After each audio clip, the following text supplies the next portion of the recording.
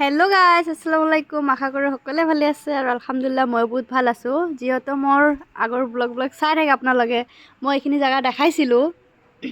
তো ইয়াত খেতি হ'ব বুলি। ইয়াত চাক কি ধুনীয়া মূলা খেতি হৈছে, আলু খেতি, মানে ইয়াতে আছে চব, জলকীয়া আৰু এইফালে লাও গছ, আৰু এই আমাৰ ভাবিয়ে শাক উঠাই আছে এইফালে।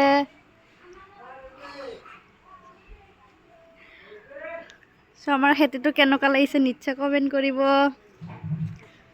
মই দেখাই আছোঁ আপোনালোকক, ৰ'ব। আৰু ইয়াতে আছে পিঁয়াজৰ খেতিও আছে দেই, মানে মই ভিতৰত সোমাব পৰা নাই যিহেতু, সেইটো কাৰণে মই এনেকৈ দেখাই দিছোঁ। ভাবি আপুনি কৈ দিয়কচোন কেনেকুৱা লাগিছে উঠাই। মজা লাগিছে, নিজৰ ঘৰৰে শাক, ভাল লাগিছে। খেতিটো চাই মোৰ ভাল লাগি গৈছে।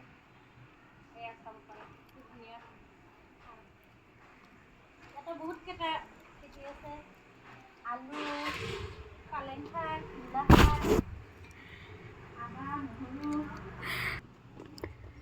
এইটো লাও পাত হৈ আছে, আৰু এইখিনিলে আলু। চ' নিশ্চয় কমেণ্ট কৰিব। আজি কাৰণে বাই বাই, আকৌ লগ পাম নেক্সট ভিডিঅ'ত।